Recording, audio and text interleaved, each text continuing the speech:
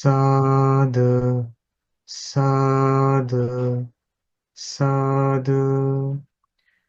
Namo tassa bhagavato arahato samma sambuddhassa. Namo tassa bhagavato arahato samma sambuddhassa. Namo tassa bhagavato arahato samma sambuddhassa. Homage to the Blessed One, the Worthy One, the Supremely Enlightened One. Homage to the Blessed One, the Worthy One, the Supremely Enlightened One. Homage to the Blessed One, the Worthy One, the Supremely Enlightened One. Sadhu, sadhu, sadhu.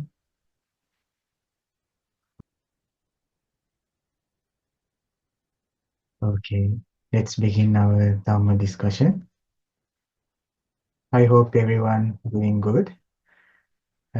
During today's discussion, I'm going to share with you some important teachings um, that we can found in the Buddhist texts. Actually, today I'm going to give you a certain teaching that was from a discussion among an enlightened Bhante and also a certain king. So perhaps you might have heard about these teachings. They are called Milinda's questions. Actually, this is among the Buddhist texts, and it is said that right after Buddha's passing away, not right after, actually, it was after many years, there was this certain king called Milinda, and he was a Greek king. So in the modern time, the historians have found out some coins about that king and used to live in Greece about 2000 years ago. So he encountered with an enlightened Bhante. So the king asked about the questions on Dhamma. So the enlightened Bhante unraveled all the uh, Dhamma by giving very beautiful answers and helping that king to let go the doubt.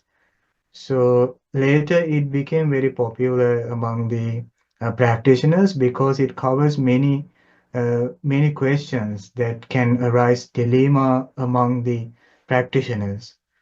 So actually, there is these teachings like the answers giving about the some of the concept in Buddhist concepts also. But today I selected one part from that book. There are 4 books translated. So there is a one part of that book called Talk About Life of a Practitioner. So in that discussion, there is very beautiful similes with the enlightened Bhante gives to understand about the practice. Actually, there is one part the enlightened Bhante say that related to the living animals, like the animals' lives. And the Bhante say there is this animal, that animal, and you gotta take these features from that animal. Let's say, for an example, there is an squirrel, you know the squirrel, so it has this big tail, right?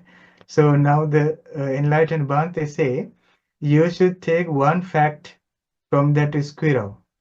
So then the king asks, what is that fact? So the Bhante say, the squirrel has a big tail, so whenever the enemies come to the squirrel, the squirrel will like puff this tail and attack the enemies.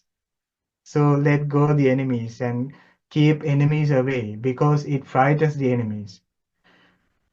So same way that fact should be taken as a practitioner. So then the king asks, "What is that?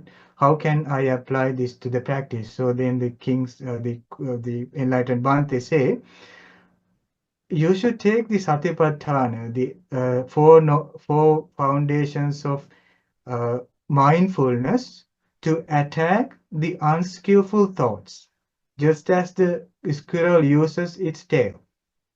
So we use the four foundations of mindfulness, which means, let's say, the meditation on observing our breath. So whenever an unskillful thought arises, they do the meditation to let go. So in this case, the unskillful thoughts are regarded as the enemies to the life and to the meditations. So one should practice mindfulness in order to let go them. So that way you practice this Dhamma, just as an squirrel dispels the attack the enemies. So this way there is many like similes related to the animals and related to the uh, some of the things like in the world. Sometimes trees. So the Bhante say this tree can be taken like this. He said that the bamboo tree. So the bamboo tree, no matter how much it grows, so more it grow, so the bamboo tree naturally bends, which means like the more the bamboo tree grows, it will bend to the earth. So the Bhante say the practitioner should also be like that. The more they cultivate good things, cultivate wholesome qualities in the life, so they should be more and more humble. So they should have a humble character. So like that. So there are many other uh, beautiful explanations about the way of a practitioner. So today I'm going to share with you such a simile because it's good to go through these simple, like easy teachings also. Yeah, I'll share you the screen. So I made a slideshow for that. This one. Okay. It is about a tortoise. Okay. Now, this is from that discussion. This is an extraction from the discussion. Tortoise, the five qualities of the tortoise. The questions of King Milinda. So these five qualities should be taken as a practitioner. So let's see what are the five qualities. Now this Bhante, the enlightened Bhante Nagasena, say to this king. So the king came up with the question. So the Bhante say, just, O king, as the tortoise, which is a water animal, keeps to the water. Just so, O king, should the diligent bhikkhu, committed to his practice, let his heart go out over the whole world with pity and with love, mighty, abounding beyond measure, free from every feeling of hatred or malice, towards all creatures that have life. Like how? Just as the way a tortoise lives inside the water. So it said that mostly the tortoise is inside the water, even though that it go to the land and spend some time, but go back to the lake or the pond and live inside the water. So it swims inside and dive deep inside and go back and forth in the water. So that is the life of that tortoise. So it keeps to the water. It always get immersed in the water. So it is a water animal, not just a land animal. So the Bhante say, you should take that fact from that tortoise and you should live like this. Just the same way the tortoise lives in the water, so the practitioner, diligent bhikkhu, committed to his practice, let his heart go out over the whole world with pity and with love. Actually, this means that this practitioner spread loving kindness to the entire world, like the water of this tortoise dwelling place. The water is so vast. So the same way this practitioner should send all the loving kindness to the entire world. You know, the tortoise is very happy with the water. It gets so coolness and it lives with very comfort and relax in the water. The same way the practitioner should spread loving kindness.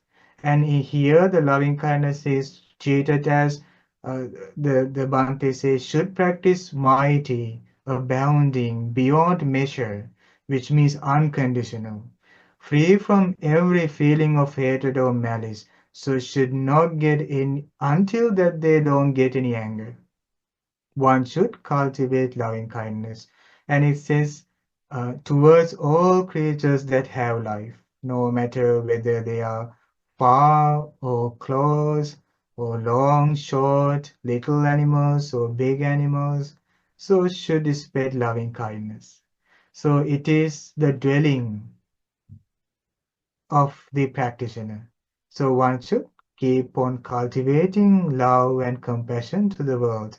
Actually, this means so one should keep practicing loving kindness by thoughts. So normally there can be many thoughts related to the loving kindness. Normally, as a pattern, we think these phrases: may I be free from anger, be free from ill will, free from jealousy, mental, physical suffering, may I live in peace, live happily, and then we spread it to the others. So we do that. We send our love to the others, whoever we see, whoever we interact with. So in that way, so we can grow and cultivate loving kindness in our heart. And that will be the the abiding for the practitioner. Not necessarily one need to practice loving kindness when they are came across with anger, but actually according to the Buddha's teaching, we can live with that. We can live with that thoughts. We can always go in our life, whatever we are doing, with full of loving, kindful thoughts. Actually, the loving, kindful thought is the friendliness to others and not wanting others to meet with any sadness or any harm. So in that way, so this Bhante say they can cultivate loving kindness and they will have much more uh, happiness and joy arising by that. It is like this tortoise lives in the water. Tortoise, which is water animal, keeps to the water. Its purpose is always being in the water and living happily inside the water. So same way the practitioner should live with the loving kindness and should find the happiness and joy from the loving kindness. And the loving kindness should be beyond measure. It should not be limited, but it should be spread all over the world.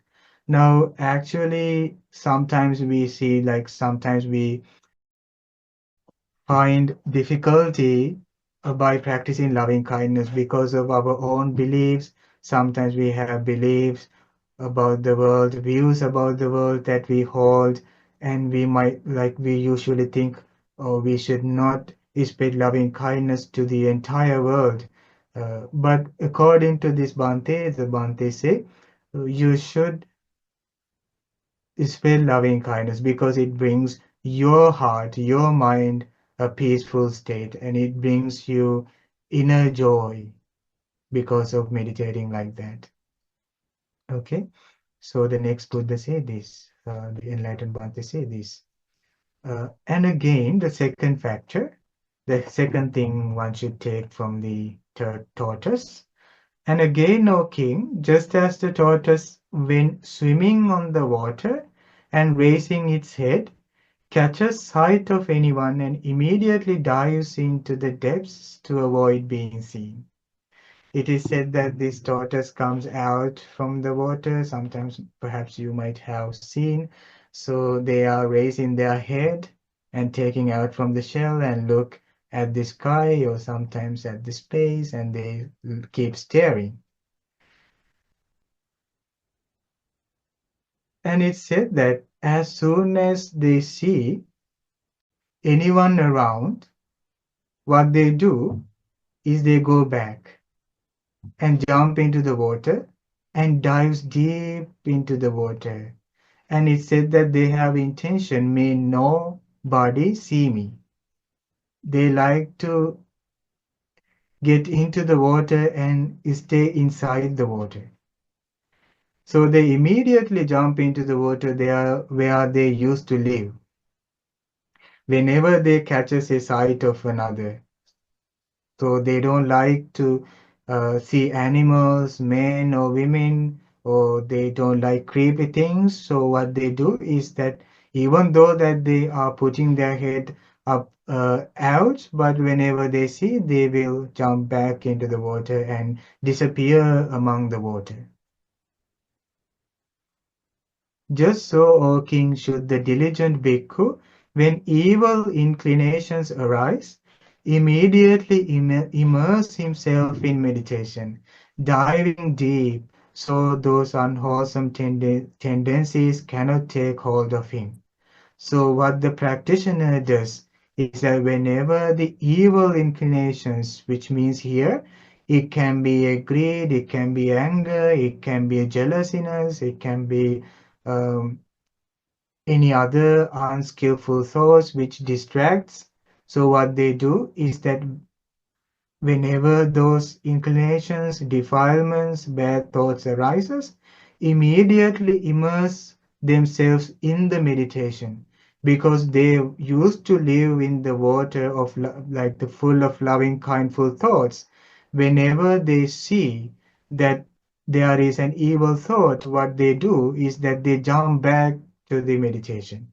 No matter they while they work, no matter um, while they were driving, no matter while they were doing the dishes, whenever they see an evil thought is entering the mind and the mind is bending to the evil thoughts, what they do is they immediately, they don't think, okay, I will spend little bit time and think this evil thought and then go back to the meditation.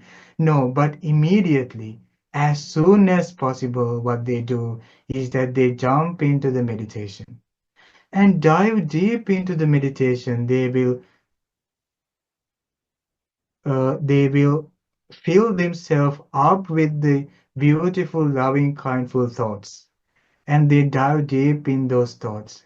So those they think those unwholesome tendencies cannot take hold of him, which means just as the tortoise think, so the practitioner can think, oh, may no any evil thought see me again. May no any evil thought come to me again. I will spend my entire life with loving, kindful thoughts. So that is the attitude, that is the view that we take towards the mental training. So we keep on watching ourselves and what we are doing. There can be a time that these evil thoughts entering.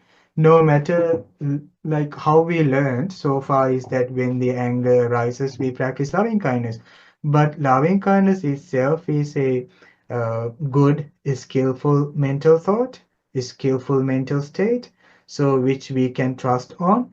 So even though the greed arises, even though the anger arises, no matter bad memory or anxiety or depression arises, we can let go that immediately. We don't focus to that, but we go into the loving kindful thoughts.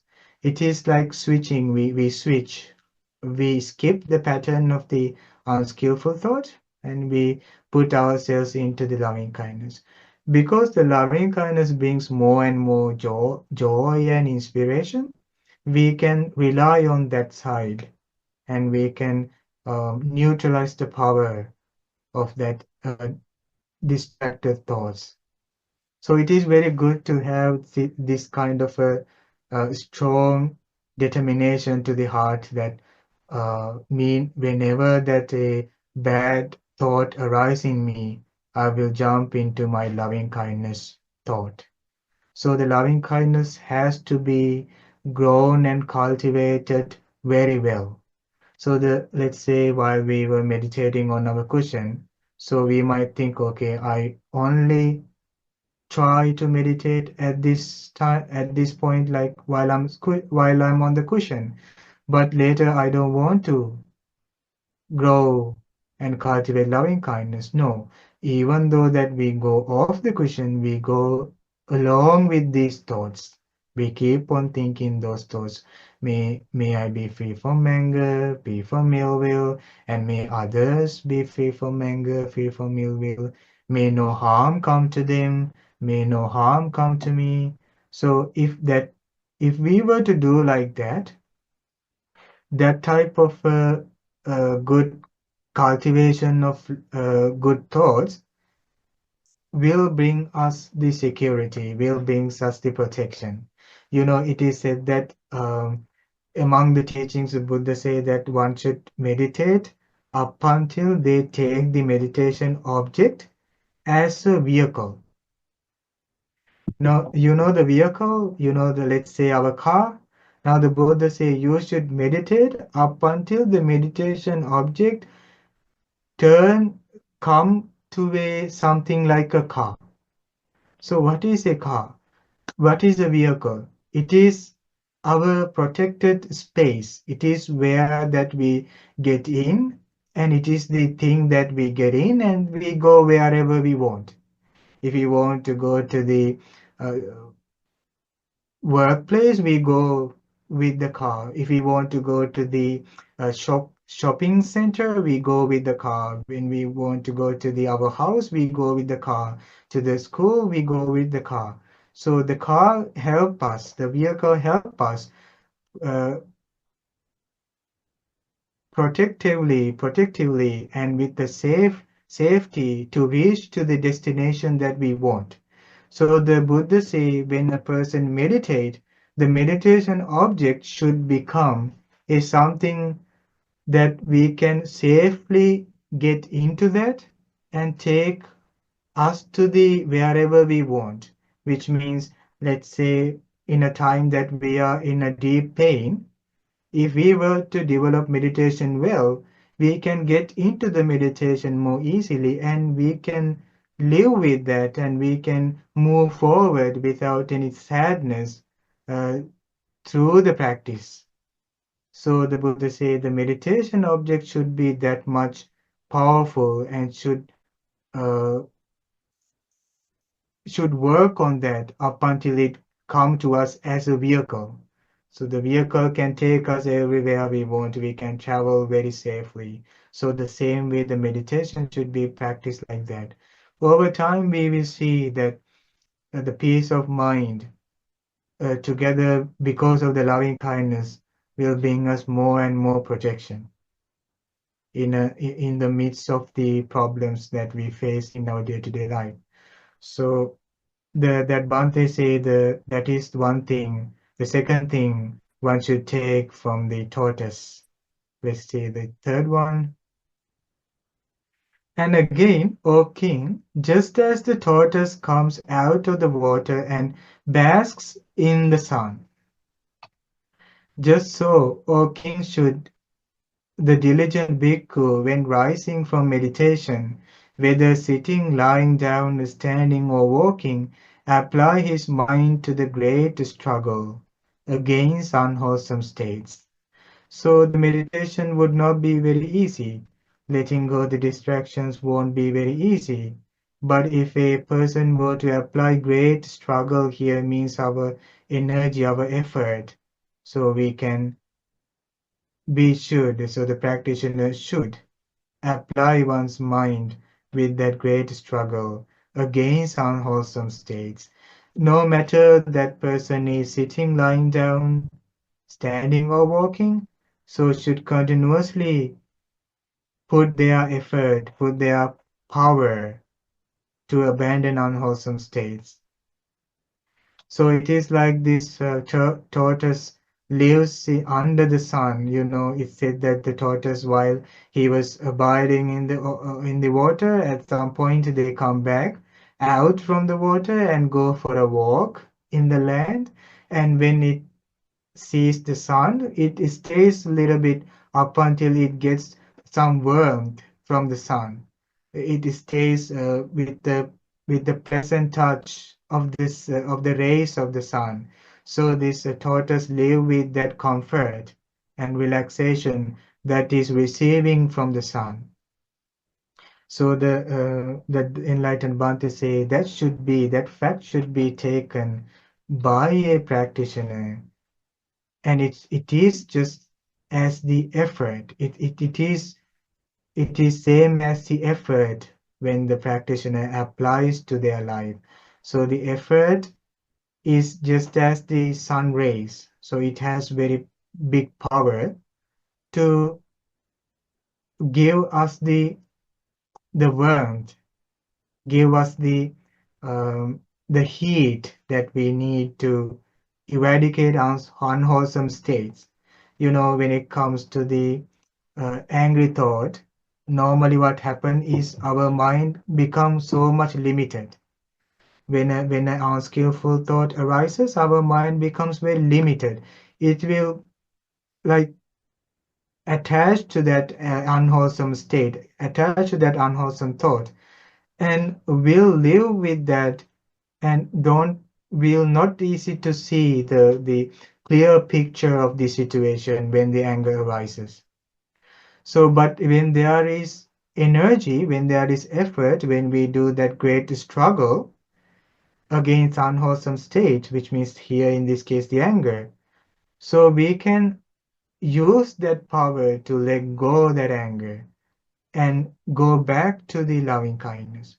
So one should not abandon that. They should not abandon that effort, that struggle, no, whether they are sitting or lying down, standing or walking, which means no matter whatever the uh, way, whatever the activity we do, no matter whatever the things we are doing. So we should not abandon that effort. Suppose that we are walking, so in while we are walking, we might see distracted thoughts arising in the mind. So what we do is that we don't think, and after stop my walking, I will go to the meditation cushion and I will start that struggle to let go the distracted thought. But even the midst, even while we are walking, we are trying to let go that. So we don't abandon that. So that is the third fact one should take from the tortoise.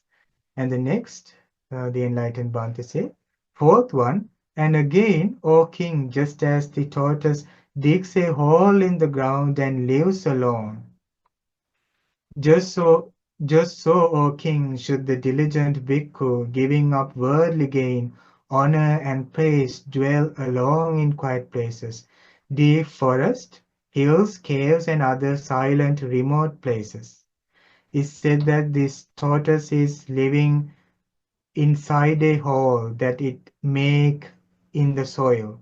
Like let's say the tortoise is living close by a lake, so it come to the bank and create a space like a hole, so it will go inside this hole and live there and live alone inside that hole of that its home. That is where it lives. So the same way the practitioner should, in the perspective of a monk, it said that when the monk were to live in a monastery close by the city, so they will see many people. The many people come to them, and while the monk is engaged with that worldly concerns, like others giving, giving blessings and chantings and teachings, it can at some point like give them more like more things to engage with, which means they can be distracted because of being involved more time with the society, with the people, with the crowd. So they might not get more time to do their practice. So here it said because of that one should give up the worldly gain. When the people come to them, perhaps they will respect, they will honor and bring the gains, give the gifts, so praise them. So that way, so the if the monk were to live there, so it can distract their practice, so they will not be able to easily concentrate their mind because the mind is outwardly concerned in that time.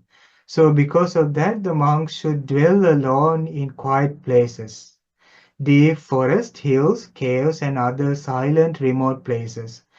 When it comes to the lay practitioner, it can be a place that they use in their home, in a specific room that they use to do their meditations, or it can be their monastery that they go to their meditations. So should live alone in those places. And here we need to talk a little bit more about that because when we say that one should live alone, it can emphasize to a person, oh, does that mean I should cut off my relationship so I don't look at the people, so I don't care them, so I live alone? So it is something people don't like. Do we like to live alone? Very rarely we think, okay, I should live alone. Actually, in the Buddha's teachings, living alone is actually being secluded with a meditation, not with a wandering mind. If we were to be alone with a wandering mind, we start to remember about our family, our wealth, our house, our car, our vehicles. So it can distract the peace of mind while we are going to meditate. So here the living alone is that they live alone with the meditation object. So they keep on meditating. That doesn't mean that they don't go to their family and their society and their worldly concerns, but time to time they should practice this solitude, this seclusion, in order to discover ourselves. Let's say, well, actually what we need to do is whenever we feel alone, is that we should start a meditation. We should start to practice certain uh, teaching, like according to the Buddha's teaching. So we can start to practice that. So that way we can start to investigate our life and start to discover ourselves in order to find out our the way that we work, the way our mind work. So in as long as we are being alone with the meditation, we don't feel so much pain, so much sorrow, not being around with our friends. So it won't bring such a pain. So the Buddha say, even though if a person say that, let's say a person say claim that I'm living alone, as long as when they have craving, Buddha say they are not alone. So no matter how much that we try to be independent, but when there is craving, so Buddha say we cannot live independently with a secluded life because of the craving. So that is why because of the craving, our mind go to the past. Because of the craving, it wonders about the future. because of the craving, it concerns about the sometimes unwanted things. So when we meditate, so we are neutralizing our craving and we try to uh, concentrate our mind. So in that respect, we can live with inner joy because of the meditation. But if we were to go to a deep forest without studying meditation, without a meditation object in us, so it can bring us more sorrow. Why I should, why I stay here? So I should go back to my life, my other concerns. So this way, the Buddha say one should live in a secluded place, a remote place, time to time. So if it is for the monk, for the practitioner, so for the monastic, it should always be in such a place so that they can easily get the meditation object. They can easily concentrate their mind. So now this Bhante put some certain verses by an enlightened monk that was lived in the Buddhist time, and this monk remembered that and say that Upasena, enlightened Bhante, said a verse like that. Lonely and quiet places, haunts of the deer and of wild beasts, should the bhikkhu seek as his abode for solitude's sweet sake. It said that these animals and these wild beasts and like deers, they living in a secluded life. Very rarely they like mix with the others, such as in a like a lion, a tiger, or a dog, or an elephant. They mostly live freely with experiencing the freedom that is and experiencing the joy coming from the freedom. So as the same way the practitioner seek the abode with solitudeness, so they should live like that. And again the fifth one, O king, just as the tortoise, when it sees someone while on its rounds, immediately pulls in all its limbs and head into the shell and remains motionless to protect itself. This is the thing that we all already know, like about the tortoise. The tortoise, what it does whenever the tortoise see any danger, what it does is takes all the limbs together with the head into the shell. And this part is very beautiful. It says that it remains motionless. For what? To protect itself.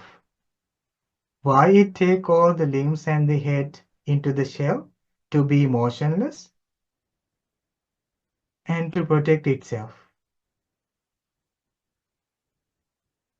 Just so, O king, should the diligent bhikkhu, whenever forms, sounds, smells, tastes, bodily sensations, or thoughts arise, guard the doors of his senses, protecting the mind through self-control and continuing in mindfulness and alertness, to perceive his path as a renunciant.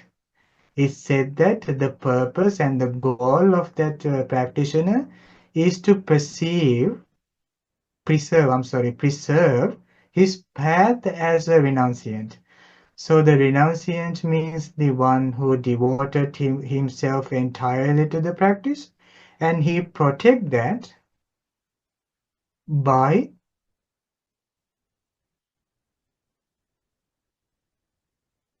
establishing mindfulness and continuously practicing mindfulness and alertness, and by self-controlling with all the senses, which means that person guard all the senses. With the support of self-control and continuous mindfulness and alertness, what is the goal? The goal is to protect that renunciant life to protect that their own practice. Let's say in a perspective of a layperson, so they are doing meditation. Let's say they are doing loving kindness. Let's say the monastic perspective, he is doing loving kindness. Now they both go to their world. And what happened is that there can be an attractive sight, sound, smell, taste, touch, which distract that meditation. So they should guard their doors. No matter if it is a laity or a monastic, they should guard their doors in that moment. By how? By establishing mindfulness and getting into the self-control and doing it continuously, which means one should not abandon loving kindness, meditation, whatever happens to them, whatever goes around them, whatever the things happen externally, no matter how attractive the object of the senses, they should never abandon their meditation. Actually, cultivating loving kindness means that we are being mindful with loving kindness. And the goal there is to protect their path in the renunciant life. So it is not easy. So to protect our practice, to go and reach to our goal is not easy.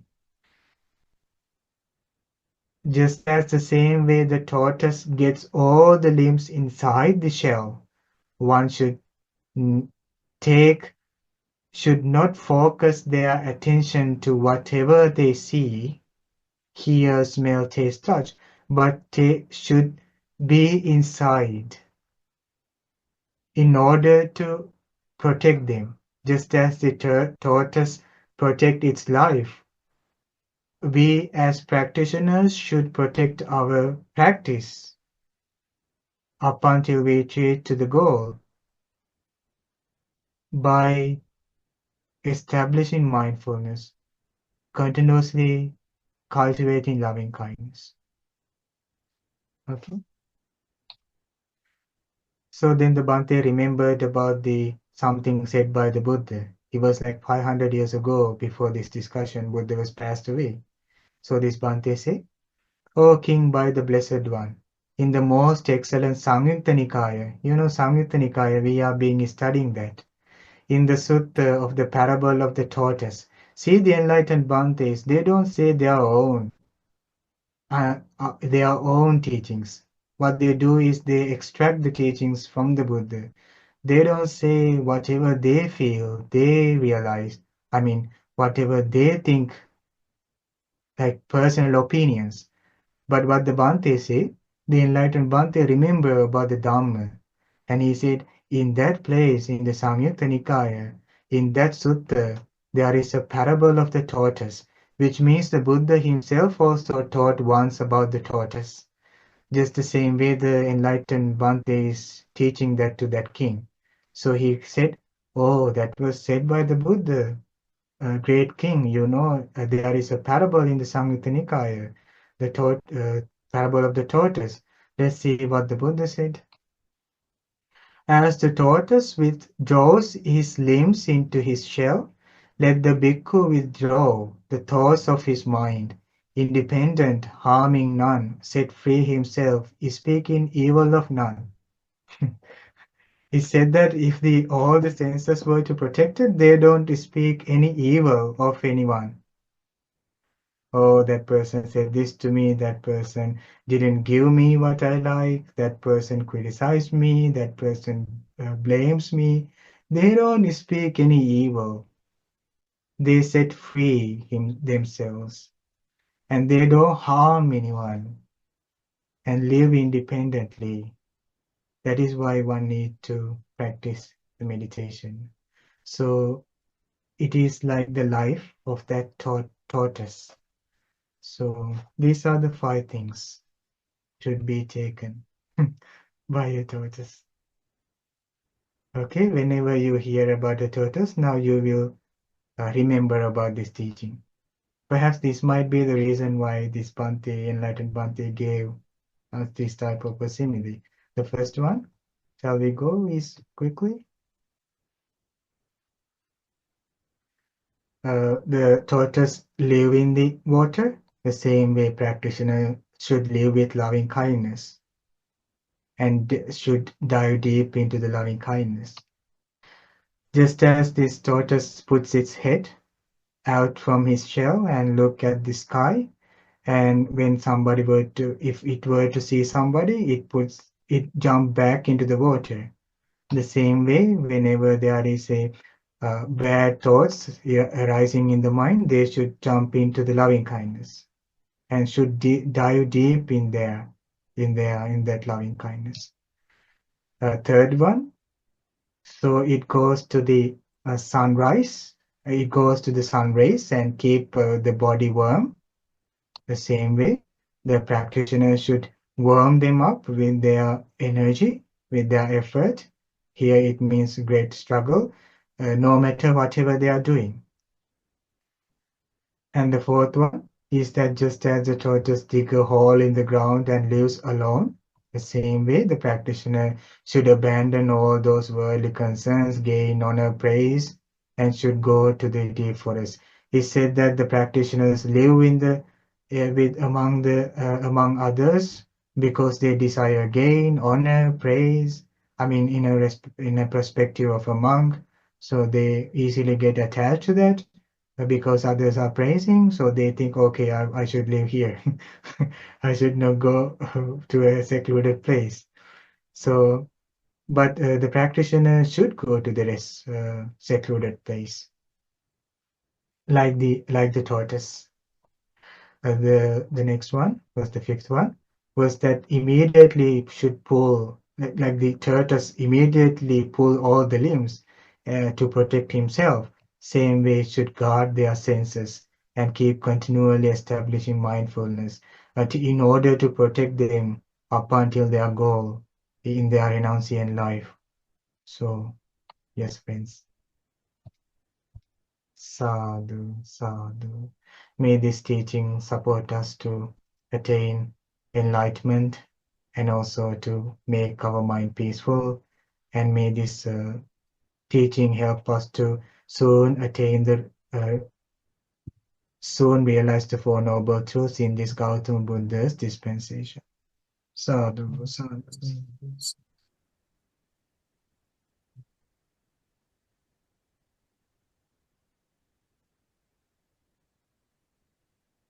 Let's share our merits. So may all the devas rejoice in our merits.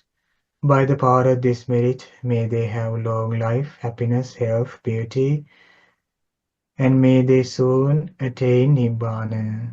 Sadhu, sadhu, sadhu. And may all the devas support and help to practice Dhamma in my friends' lives, and may they protect them until they attain Nibbana. Sadhu, sadhu, sadhu. And let's share our merits with our departed relatives. If there are anyone who have passed away in your life, please remember about them and think about the good things they did for you. And let's think, may this power of this merit receive to their lives, and may they rejoice in our good things. And by the power of this merit, may all our departed relatives be able to realize the Four Noble Truths in this Gautama Buddha's dispensation. Sadhu, sadhu, sadhu.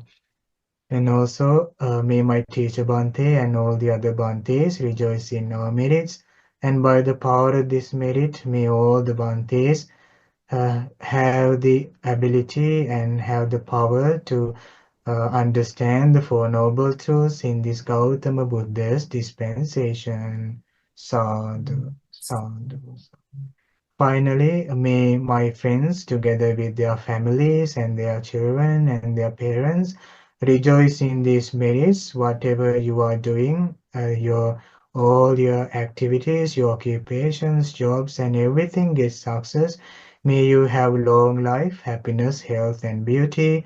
Whatever you are doing, may everything get success, and by the power of this merit, may you have a great success in your spiritual life.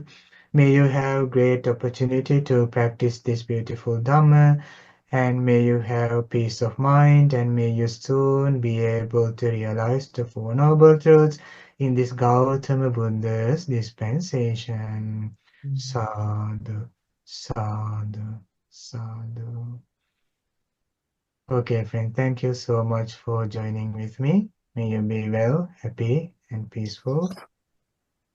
Okay, So, good night. Bante, can we ask for forgiveness, Bante? Now would I? I will share the screen. Can you share? Okay. Yes. That is one part my friends normally they do after a discussion. They share their merits with the Bantes. So you can follow that in the screen. Yes. Okasa Wandami Bante. Super. Maya Katang Punyang. Samin. Moditabbang. Samina katang Samina Katang Punyang. Maihang Databang. Sadhu Sadhu Anumodami. Okasa Dwaratena. Katang sabang Atayang Kamatang kamatane bante okasa kamami bante Dutiyampi okasa kamami bante Tatiyampi okasa kamami bante. May you be well and happy. Good night, friends. See you. Good night, Bante. Thank you. Namo Buddhaya Bante. The PowerPoint was Bante. very beautiful, Bante. It was a beautiful sutta. Yes.